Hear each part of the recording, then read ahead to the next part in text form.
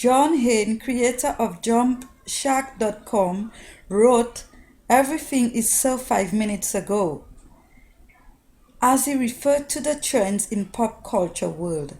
Unfortunately, the changing faces of race, class, and gender has been a long and brutal one that has affected the majority of the population physically, psychologically, mentally, socially, and financially.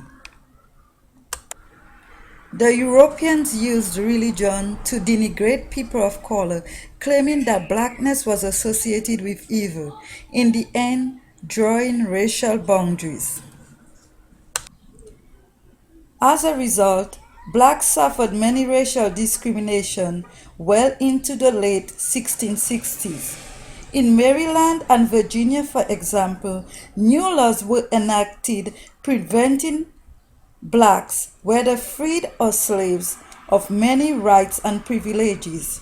As a result, by the end of the 17th century, Virginia and Maryland forbid interracial marriages and sexual relations. These laws were in effect well through the 18th century in several colonies.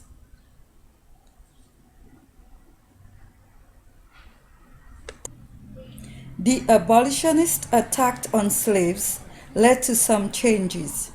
Southern legislators drew out laws which enabled minimal standards for housing, food, and clothing. However, the abolition of slavery did not mean that slaves gained full freedom.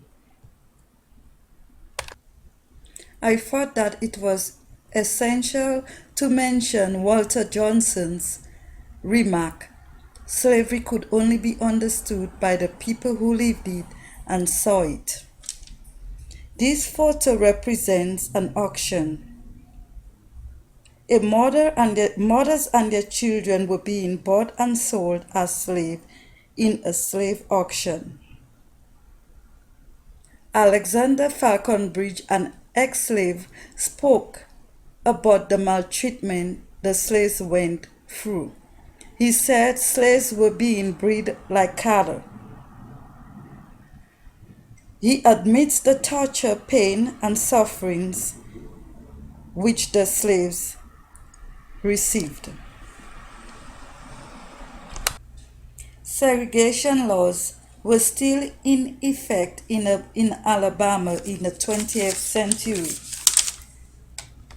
This is why Rosa Parks was being arrested in Alabama. Parks refused to get up and move to the back of the bus to allow a white person to sit.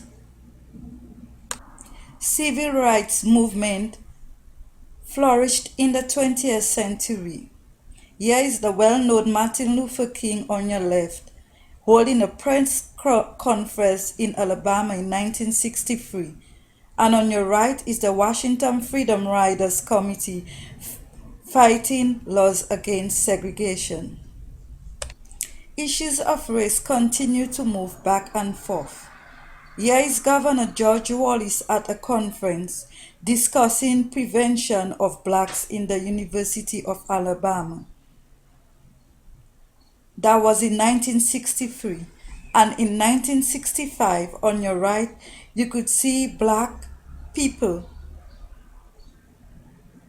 making ways to vote in the South. The word class has been used to differentiate social and economic status in society. High class have been predominant for centuries over lower class. White males have maintained supremacy over inferior blacks. Since the Protestant related class to religion/charity, a lifetime of problems evolved for the lower class. Tea servers, tea and beverages made history in colonial America. They become important objects in history since the tea became a reason why people gathered together, eventually sharing their ideas and at the same time developing plans to wage tax war against Europeans. Americans fought against European control and gained superiority by incorporating different artistic ideas from all kinds of cultures. These tax revolutions triggered a lot of social changes. Right after the American Revolution, people were able to see reason. Mass media provided them with a wealth of information. An essay from Keywords of American Cultural Studies acknowledges that cross-class interaction only enhances bourgeoisie privileges and further alienating African Americans or the working class on social relations of labor. The 20th century is filled with economic, social, and political interdependencies. People of all different backgrounds came together to rally against a system that caters for a few white bourgeoisie, while the majority of the population suffers economically, socially, or financially. Now women are becoming leaders. There are much more opportunities for blacks, and everything is about equality because the political system is based on transparency. And now the mixing of cultures encourage hybridity in families. After 72 years of struggle, women received the right to vote. Still, domestic occupation remains the largest occupation. Major breakthrough happened under the hands of corporate power. All women, black as white, are victims of predominant male influence.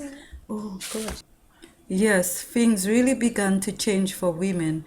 Now women were granted a 40-hour work schedule by Irish Catholic Al Smith.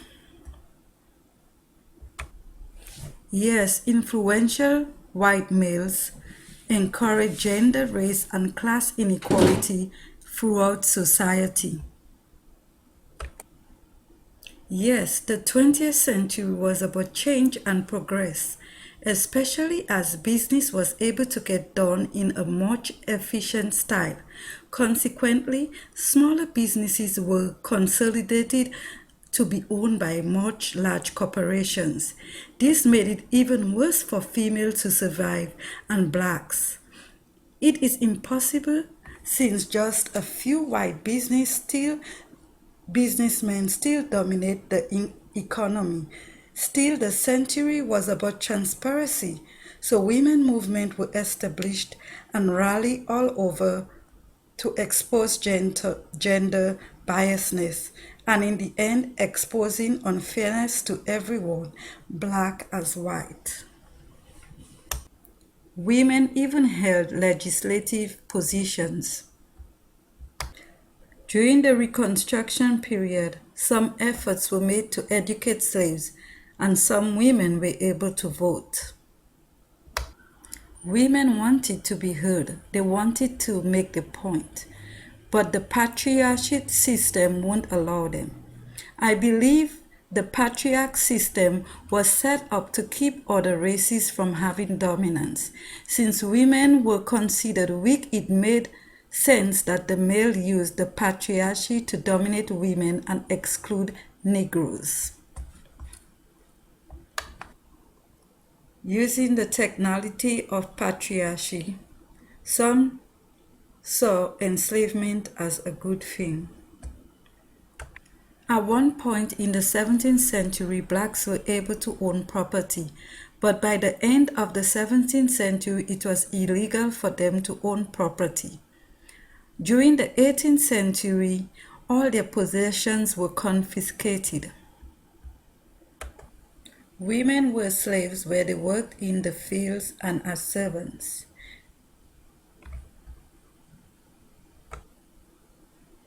Take a look at this picture. These women were enslaved as well. Though we cannot compare it with slavery, the owners of the factory placed these workers in poor living conditions where they worked for very little pay. For this reason, religion led path to gender inequalities. The Puritans agreed that the church should be guided by laws of the state. In marriage law, only the male could acquire wealth. Black could not marry and therefore was not able to acquire any wealth. Even Bradstreet, a Protestant wife, exemplified her disdain in her poems for this patricial setup. The European religions associated blackness with evil, and so they built racist attitudes towards Negroes. An ex-slave, Frederick Douglass, confirms in his autobiography that religion was used to justify enslavement. This patriarchal path that dominated our lives for centuries refused to acknowledge women's input of views, furthermore encouraging race inequalities in society. Gender and race issues still affect us today. We can certainly blame a handful of white bourgeoisie, the church, and state laws for making this problem a part of our daily lives.